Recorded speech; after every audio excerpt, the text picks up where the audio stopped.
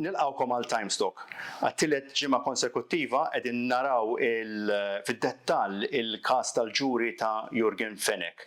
Il-każ li huwa in konnessjoni mal-qtil ta' Daphne Caruana Galizia. Qed nippreżentah illum fin-nuqqas ta' Mark Lawrence Zammit li kienet iġibulkom dal-programmi sissa. Kif tafu fuq Times of Malta bħalissa tinġibu dawn il-live blogs fejn għandna lil Clara Farrugia, il-korrespondent tal-qorti tagħna, edha letteralment kuljum Clara, inti kull minuta b'minuta qed tittina l-informazzjoni u aħna tinġibu lill-qarrija tagħna dak kollu li għaddej f'dan l-iżjed każ importanti naħseb fl-istorja legali ta' Malta. Clara, ġraw ħafna affarijiet u ħut mill-headlines li kena dil-ġimma kienu pjuttost allarmanti. Imma dak għal min kien imsifer fuq għal-btala u hekk. U tjara dal-programma l-ewwel darba. Xlaqtek li żjed din il-ġimma? Mela jiena din il-ġimgħa nsejħilha ġimgħa intensiva, Herman, għaliex kienet ġimgħa li ħarġet ħafna informazzjoni. Smajna naħseb l-aktar xieda li spikkaw kienu Vince Muscat, il-Koħħu nhar it-tlieta u id-Degiorgio Brothers li huma Alfred u George Degiorgio l-erba' fejn taw id-depożizzjoni tagħhom. Il-verżjoni tagħhom. Qed nitkellmu t-tliet persuni l-eżekuturi tal-qtil ta' Daphne Caruana Galizia. Ekku. Ħanibdew mill-erba' il-ġurnata fejn xedu l-aħwa Degiorgio. L-ewwel li xed kien Alfred Degiorgio, dan daħal fl-awla, tela fuq il-pedana tax-xhieda, kien għadu maħax il-ġurament ta' xtajjeb ninformaw il-pubbliku li meta xut ikun ħaj jitkellem, ħajjat il-verżjoni tiegħu il-qorti ittieħ il-ġurament li dak kollu li ser jgħid ħajjgħid il-verità. Sewa. Dan tela u qabel ingħata l-ġurament għal jien m'għandix liċken dubju illi Chris Cardona, Keith Schembri u David Gatt huma involuti fil-każ ta' Daphne. L-imħallef Edwina Grima dak il-ħin qaltlu Stan ħantik il-ġurament. Min meta tagħtu l-ġurament ma wieġibx għal mistoqsija waħda. Jiġifieri kull mistoqsija li saret mingħata prosekuzzjoni u tad-difiża dan dejjem baqa' jinsisti li mhux ser iwieġeb. Ġifieri dana malli tela tefa' il-ħtija ta' dan id-delitt fuq l-ex Chief of Staff tal-Prim Ministru, ex-Ministru u l-Avukat David Gatt. U ma ġara xejn iżjed minn hekk, ma qal irrifjuta. Ovvjament saqsew lista ta' mistoqsijiet kemm il-prosekuzzjoni u kemm id-difiża u dan baqa' ma jwiġibx. Id-difiża għamlet aċċen fuq l-istatement illi ta' qabel ma nagħta l-ġurament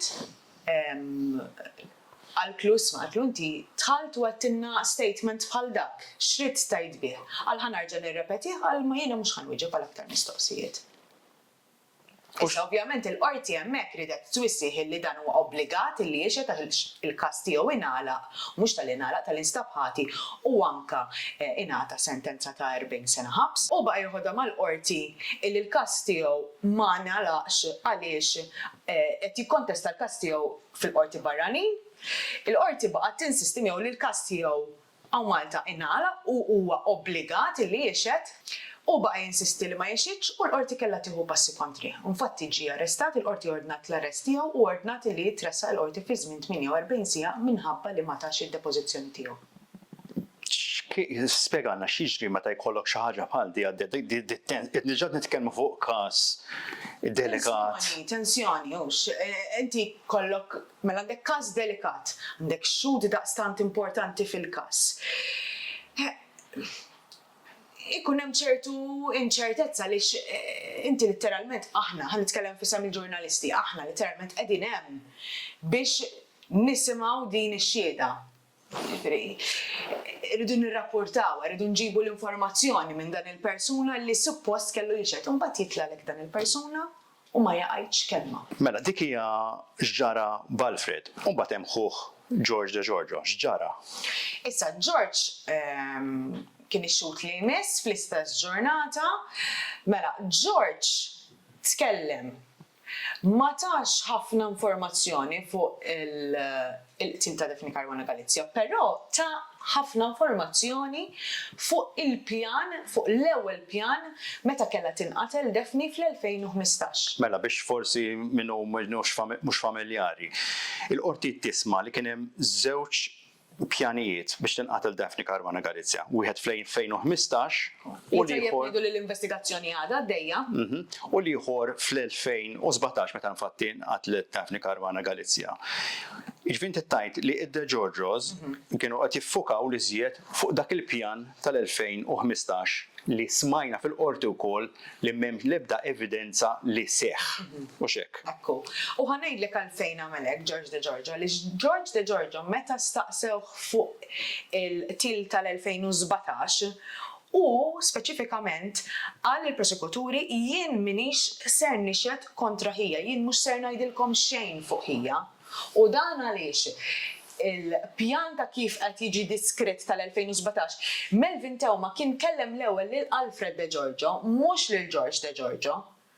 U hemmhekk għalfejn George ma jridx jagħti informazzjoni fuq ħuħ għaliex teknikament l-ewwel informazzjoni waslet għand Alfred. U jekk Alfred ma tax ix-xhieda tiegħu, George mhux qed jagħti informazzjoni dwar dak li jaf Alfred. U xi ħaġa li laqatni il-prosekutur Godwin Cini at one point għamel kumment lil George Degiorgio u għallu donnu qed iħossu żjed komdu jirrispondi d-domandi tad-difiża. X'ġara eżattament? Ħanikwota hawnhekk. L-avukat Godwin Cini allega illi George Degiorgio fix-xhieda tiegħu fil-kontrożami mad-difiża kien aktar nice u kalm biex iwieġeb il-mistoqsijiet meta il-mistoqsijiet tad-difiża. Tad-difiża meta saru l-mistoqsijiet mill-prosekuzzjoni kien aktar anzjuż jew forsi kien aktar konfrontattiv magħhom. Hawnhekk li mħallef ovvjament wafqitu għalkemm ma nistgħux nagħmlu allegazzjonijiet bħal dawn. Imma spiċċajna wkoll fi stat fej daw spiċċaw jargumentaw, naf li at one point issospendit il-kamra u spiċċat ukoll weħel multa. X'ġara eżattament hemmhekk? Mela, fil-bidu George Degiorgio ukoll ma rridx jitkellem bħal Alfred. U l-qorti wissietu li huwa obbligat li jrid jixhed u George Degiorgio għalla xħattini 40 sena oħra. Għaliex tajjeb ngħidu illi George Degiorgio ukoll instab ħati li qatel Daphne Caruana Galizia u ħa 40 sena ħabs. Issa aktar tard kien hemm ħafna qajjat bejn ix-xhud u l-prosekuturi b'ton konfrontattiv mix-xhud u hawnhekk kellha tarġa' tintervjeni l-qorti mhux għal darba, mhux darbtejn, baqa' jinsisti baqa' jgħajjad George Degiorgio u l-qorti sabitu ħati ta' disprezz għaliex ovvjament il-qorti qed ittik direzzjoni biex tieqaf u dan ma kienx qed jagħti każ sabitu ħati ta' disprezz u multatu 500 euro. Hemmhekk George Degiorgio alla għamilhom 1000. U x'kienet ir-reazzjoni Għalklu hawnhekk iċ-ċifri jiena nagħmilhom. Fil-waqt li baqgħu jitkellmu fuq il-każ tal-2015, l-allegat każ li kien hemm pjan qed jiġi moħmi biex tinqatel Daphne Caruana Galizia. Mela, George Degiorgio spjega illi l-ewwel ordni ngħatat fl-2015 kien ċempillu David Gatt u qallu li Chris Cardona jrid ikellmu, ġie għalih David Gatt, ħadu Porto Maso fejn kien jirrisjedi Chris Cardona, iltaqgħu f'restorant u Chris Cardona qallu eħlisni minn Daphne Caruana Galizia għax ser tfarkilna partit. Ftehmu fuq depożit ta' 50,000 u beda l-pjan. Minu David Gatt? Mela, l-avukat David Gatt kif qallu l-Koħħu u anka George Degiorgio Ċiniż kien jinżel il-Marsa Potato Shed ta' kuljum. Kien jinżel jitkalma magħhom jew jieħu belate. U dejjem kien jagħmel din il-mossa. Bħal qisu thumbs up, ma skont il-Koħħu għalih kienet fisser isa number 1. U darba dar fuq George u qallu isma' x'irid jgħid biha din il-mossa. U George qallu li kien qed jirreferi għan number 1 ta' Malta Keith Schembri. Issa fuq il-qtil li seħħ fl-2017, George Degiorgio qal illi Melvin Thelma kien imqabbad minn Keith Schembri u mhux minn Yorgen Fenech. U saħansitra akkuża lill prosekuzzjoni li m'għamlitx xogħla sew għaliex li kieku għamlet xogħla sew dan ir-raġel u ħanikwotah dan ir-raġel u pponta lejn Yorgen Fenech kieku ma kienx qiegħed hawn qal illum. Jibqa' l-fatt li dal-każ se jiġi deċiż mill-ġurija. Il-ġurija tista' tagħmel id-domandi li trid u x'hekk li l-kull min jitla fuq il- L-ewwel jiexed, mbagħad tkun hemm il-kontrożam imbagħad għandhom spazju kollu tagħhom biex jagħmlu d-domandi tagħhom. Fil-każ ta' id-Degiorgios, l-aħwa Degiorgio, għamlu domandi? Waħda biss. Saret domanda waħda lil George fejn il-ġurat staqsiet kemm tħallsu ammont totali għal 2015 u 2017 id-Degiorgio u l-Koħħu. Fejn George Degiorgio spjega li ħadu 50,000 fl-2015 u 150,000 tal-2017. U kollox għalla 200,000. Mela qabel ma xedu l-aħwa Degiorgio, tela jiexed Vince Muscat, magħruf bħala il-Koħħu. Il-Koħħu kien importanti għal dan il-każ għax kien wieħed minn dawk il-ftit li beda jitkellem fuq il-każ ta' Daphne meta kien diġà qed jiffaċċja l-akkużi. Meta tela fuq il-paraxut dil-ġimgħa x'laqtek li żjed? Naħseb xaġa li spikkatu nazzarda ngħid illi konna għadna ma smajniex kienet il-fatt illi il-Koħħu qal illi George Degiorgio ġab in-numru ta' Daphne, mobile number ta' Daphne u beda jibatilha messaġġi biex ovvjament iġib aktar informazzjoni fuqha għax kien hemm żmien illi ma bdewx jarawha meta kienu qed jagħmluha l-assa. Il-Koħħu qal illi George beda jibatilha messaġġi ta' parsi ħajtija informazzjoni, jidher illi Daphne ma kienx qed twiġibhom dawn il-messaġġi, mbagħad jgħid il-Koħħu qal mbagħad konna naħbuh il-potato shed, mhux kultant niċċekkjah biex naraw jekk jirċevejni xi messaġġ. Mbagħad qal darba fost l-oħrajn filgħodu mara jiċċekkjaw il-mobile u raw messaġġ minn għandha u qaltilhom isma' jiena ma nħux informazzjoni hekk bil-messaġġi jekk tridu niltaqgħu.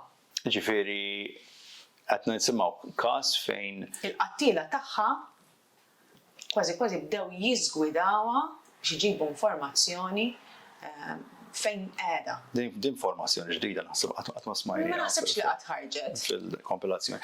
Smajna wkoll, Clara, il-plot li kien hemm drinna il-Koħħu xed. Kif provaw at one point, provaw jaraw kif ħajoqtlu Daphne tkun fejn tkun. Ekku, l-ewwel. U semmit in-Notte Bjanka wkoll ta' Ottubru. Ekku, għax tajjeb ngħidu huma kienu ilhom jagħmluha l-assa. Darba minnhom eżempju il-Koħħu qal illi rawha dieħla f'parkeġġ partikolari mar-raġel tagħha u darba oħra waslitilhom din l-informazzjoni li kienet ser tkun in-Notte Bjanka. Kellhom il-bomba lesta diġà, qabel marru iduru l-parkeġġi kollha tal-belt biex jaraw fejn qiegħda parkjata il-karozza u on their way George Degiorgio għallhom jekk insibuha il-bomba titwaħħal ikun hemm min ikun hemm fil-karozza tfal u mhux tfal intajru. Qed nikkwotah, literal qed nikkwota l-Koħħu x'qal fuq George Degiorgio. ċudat nitkellmu fuq qisu 12 ġurnata qabel ma seħħ id-delitt. Ekku. U nafu x'ġara dak il-lejl għaliex ġim. Il-karozza ma nstabitx, ma setgħux jisibu l-karozza ta' Daphne fl-ebda parkeġġ u l-pjan dakinhar sfaxxa fix-xejn. Ġifieri l-konsegwenzi setgħu kienu kieku seħħ dak id-delitt f'dik il-ġurnata ta' Notte Bjanka naħseb. Il-Koħħu litteralment kwota lil George Degiorgio, tfal u mhux tfal intajru. Ir-riżultat seta' kien ħafna ħar. Kien hemm mument minnhom fej Vince Muscat il-Koħħu tkellem ukoll li kienet jibża, semma kienet jibża li ħattakaw l-familja. X'qal eżattament hemmhekk? Din ħarġet kemm fl-eżami, ġifieri il-mistoqsijiet li saru mill-prosekuzzjoni u anke mill-mistoqsijiet li għamlu id-difiża. Jidher li fi stadju minnhom il-Koħħu kien qed jibża kemm għal ħajtu u anka l-familjari tiegħu għaliex jidher li daħal anka xi teddid, kienu għamlulu xi teddid li ser jitfgħu laċtu fuq wiċċ it-tfal. Issemma min għamillu t-teddid ġifieri. Li qatt ma ġie indikat il-persuni min kienu li jagħmlu t-teddid, imma jidher ċar li kien il-punt illi anqal il-Koħħu biex jitkellem mal-pulizija. Smajna wkoll ħafna dil-ġimgħa fuq il-famuża kaxxa li kellu Melvin Teuma meta ġie arrestat. Mela, Melvin Teuma huwa dak li ngħata maħfra presidenzjali biex jgħid kollox fuq il-każ. Melvin Teuma u stess ammetta kien il-go-between u qed jgħid li kien il-go-between bejn Yorgen Fenech u dawk li qatlu lil Daphne Caruana Galizia. Da ġie arrestat fin-Novembru tal-2019 u meta kien ġie arrestat Melvin Teuma kellu miegħu kaxxa tal-ġelat għandeku. X'kien hemm fiha u għaliex tibqa' dejjem tissemma din il-famuża kaxxa? Mela, meta l-pulizija waslu fuq il-post fi Żurriq biex jarrestaw lil Melvin Teuma, l-ewwel ħaġa li qallhom Melvin Teuma jiena għandi din il-kaxxa tmur miegħi kullimkien, din il-kaxxa hija importanti. Pulizija qalu all right, ma jimpurtax, din il-kaxxa ser tibqa' magħna u eventwalment meta waslu għal punt tal-interrogazzjoni din il-kaxxa nfetħet. Issa meta nfetħet din il-kaxxa fiha kien hemm USBs, kien hemm mobiles, kien hemm voice recorder fejn aktar tard ħankunu qed nisimgħu ir-recordings bejn Melvin Teuma u Yorgen Fenech u kien hemm ukoll xi ritratti. Issa l-bieraħ dan il-tajjeb ngħidu li waqt li bdiet tinfetaħ il-kaxxa, il-pulizija bdew jiffilmjaw il-proċess. Issa dan il-filmat intwera lilna u lil-ġurati fil-qorti u stajna ninnotaw il-ritratti kienu mdawrin rubber band u x'infetħuhom kien hemm wieħed minnhom il-famuż ritratt ma kienx Schembri brabta mal-Phantom Job. Dal-famuż Phantom Job li kien ingħata Melvin Teuma wara li nqatlet Daphne. Ekku, sa tajjeb insemmu li kien hemm il-każ tal-Phantom Job illi il-5 akkużati ħarġu liberati minħabba li l-qorti sabet li kien hemm nuqqas ta' provi u minħabba li Melvin Teuma ma xeċ dwar il-każ u bħalissa l-każ qiegħed fi stadju ta' appell. Ġifieri il-5 ħarġu liberati illi kien hemm dan il-Phantom Job, ma nstabux ħati li kien hemm Phantom Job u l-Avukat Ġenerali qed jappella mis-sentenza. Ovvjament verdett ta' dan għaddu m'għandniex. Mela, infakkar kulħadd li qed nirrekordjaw dan il-programm il-ġimgħa. Ġifieri qatt iridu naraw x'se joħroġ illum għadu kmieni imma smajna wkoll dil-ġimgħa li sem ta' l-eks kummissarju Lawrence Kutajjar u semma wkoll il-ġojja, saħat magħruf bħala il-ġojja. X'inhu l-kuntest tagħhom da fil-każ kollu? Mela, il-ġojja kien ħabib ta' Melvin Teuma u kien ukoll ħabib tal-eks kummissarju Lawrence Kutajjar. Meta ġie arrestat Melvin Teuma, fl-istess ġurnata ġie arrestat ukoll il-ġojja. Issa meta ġew arrestati, ovvjament, il-pulizija elevaw il-mobiles u l-apparat elettroniku tagħhom. Meta bdiet issir l-investigazzjoni, fil-mobile tal-ġojja sabu numru u staqsew lis-Supretendent Nicolas Vella ta' min kien dan in-numru. Ovvjament is-Supretendent beda jistaqsi u rriżultalu li kien tal-Kummissarju Lawrence Kutajjar. Hawnhekk is-Supretendent qal li batu għall-Kummissarju fid-depot, tkellmu miegħu fl-uffiċċju tiegħu u l-Kummissarju qal illi hu beda jitkellem mal-ġojja biex jikkonvinċi lill-ħabib tiegħu Melvin Teuma jersaq il-quddiem bl-informazzjoni.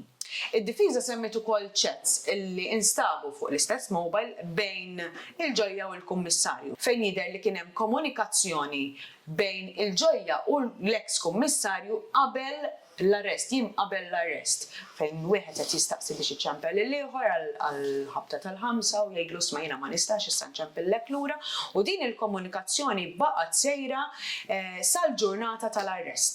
Clara, smajna ħafna fil-ġimgħa, inkluż mill-FBI kien hemm it-testimonjanza tagħhom ta' kif għamlu literalment użaw id-data li kienet ħirġa dik il-ġurnata qabel ma splodit il-bomba u kif waslu għal-mobile phones ta' nies li qatlu lil Daphne Caruana Galizia.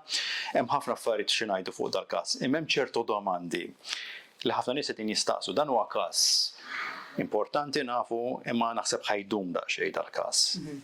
Kemm ħajdum ma nafux. Imma ħafna nies qed jistaqsu qed jissemmew ħafna nies. U nies prominenti li qed jissemmew hemm Schembri, hemm David Gatt, Cardona, daw ħajtilgħu bħala xut. Tkun taf jew le? Mela, aħna ma nkunux nafu min ser jixed qabel literalment naraw il-persuna tieħel mill-bieb u tiela fuq il-pedana tax-xhieda. Issa, il-partijiet ikunu jafu min ser jixed, ġifieri il-prosekuzzjoni tinforma lid-difiża u aktar tard id-difiża ser tinforma bix-xhieda tagħha lill-prosekuzzjoni. 48 siegħa qabel fuq ordni tal-qorti. Ġifieri aħna ma nkunux nafu u lanqas il-partijiet ma jistgħu jkunu jafu għajr dawk it-48 siegħa fuq ordni tal-qorti. U l-idea hija biex ma jkun hemm l-ebda leak, ma jkun hemm l-ebda suspett fuq dak li ħajkun Qed nissuspettaw aħna li biex ma toħroġ l-ebda informazzjoni min jistgħu tinsiex aħna qed nitkellmu fuq ġuri li ser idum.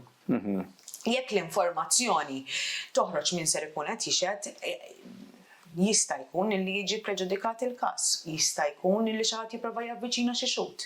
Qed nitkellmu fuq każ twil Herman hawnhekk. Mela Clara, inti qiegħda fit-tielet ġimgħa imwaħħal fuq dak il-bank għal 9 sigħat mill-inqas u ilek hemmhekk mill-ewwel ta' Lulju issa. X'tip ta' tensjoni tara meta tikkonsidra li għandek il-familja ta' Daphne hemmhekk, għandek l-avukati difensuri, l-akkużat, l-avukati tal-familja u għandek il-prosekuzzjoni. Hemm momenti ta' tensjoni hemm ġew fil-kamra. Hija evidenti li bejn il-prosekuzzjoni u bejn id-difiża hemm tensjoni sa jew minħabba l-portata tal-każ. Ma tidher ċara għaliex ikun hemm ċertu kummenti minn taħt li sfortunatament anke jkollha tintervjeni l-qorti biex twaqqafhom. Ma da jsiru f'kull każ, inti jilek tagħmel każijiet il-qorti. Le, mhux f'kull każ. Le? Le, mhux f'kull każ. Jien għandi għal dawn l-aħħar 5 snin immur il-qorti ta' kuljum insegwi ġurijiet. Ma nistax ngħidlek illi f'kull każ rajt dawn din it-tip ta' tensjoni u dawn it-tip ta' kummenti. U x'jiġri meta jkun hemm dat tip ta' tensjoni? Il-qorti jkollha tintervjena u twaqqafhom. Clara, grazzi ta' dak il-roundup ta' xġara fit-tielet ġimgħa fil-każ ta' Yorgen Fenech. Nixtiequ ngħidu kulħadd ovvjament grazzi tas-sapport tagħkom qed naqgħu ħafna kummenti fuq dawn it-tip ta' servizzi li qed nagħmlu kemm fuq din il-roundup u kemm fuq il-live blogs li qed nagħmlu fuq Times of Malta kuljum qishom id-9 ta' filgħodu, 60 fil-ġimgħa. Imma li qed naraw il-figuri hemm interess qawwi f'dan il-każ. Nirringrazzjakom, niltaqgħu il-ġimgħa d-dieħla ma nafx hekk se nkun jiena jew Mark Lawrence, lura Mark Lawrence. Ibqgħu segwuna fuq timesofmalta.com kif ukoll fuq il-channels fejn nagħmlu il-Times Talk. Grazzi.